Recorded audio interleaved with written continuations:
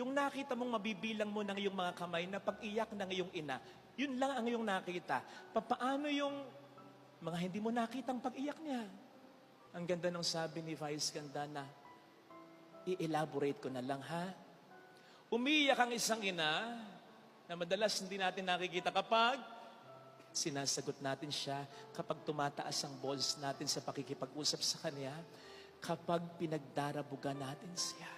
Umiiyak siya kasi bakit nga naman natin ginaganon siya na ating ina? Ilang beses mo nang sinagot? Ilang beses ka nang nagdamog? Ilang beses nang tumaas ang boses mo? Ako na lang Father Fidel, ilang beses na? Hindi ko na mabilang. Sorry, Mama.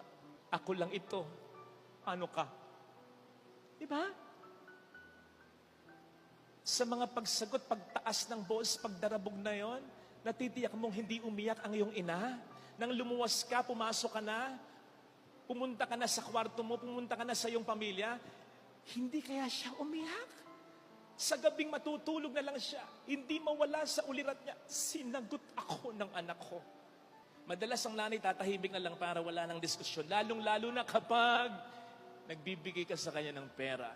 Kapag doktor ka na, kapag pari ka na, tas ka na Nangingilag na ang isang ina.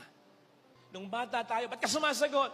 Ngayong established na tayo, nangingilag na siya. Pero hindi ibig sabihin, hindi papalag ang isang ina, hindi nasasaktan ng isang ina. So ilang beses na yon? Dami na nun. Umiiyak daw ang isang ina, kapag 10 oras na ng gabi, wala ka pa. Umiiyak siya sa takot, nag-aalala, ano na kaya ang nangyari sa anak ko? Honest kaya siya sa tinatext niya, sa ginagawa niya, sa kasama niya? Ang dami kayang mga napapariwara ngayon, ang dami kayang napapahamak ngayon, nag-aalala ang iyong ina. Oo, pag uwi mo ng bahay, magagalit siya, pero bago kanya pagalitan, umiyak na siya, at yun ay hindi mo nakita. Ilang beses mo lang ginawa yan, ha? Umiiyak ang isang ina kapag sinasaktan tayo ng iba. Sinaktan ka ng boyfriend mo, ng girlfriend mo, nararamdaman ng nanay mo, niloloko ka ng asawa mo, hindi ka masaya sa asawa mo. Ramdam yon ng isang ina.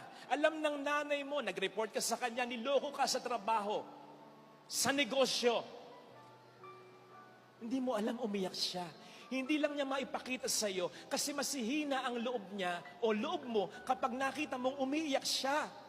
Pero hindi ibig sabihin, hindi siya naiyak para sa iyo. Kung nasaktan ka, mas nasaktan pa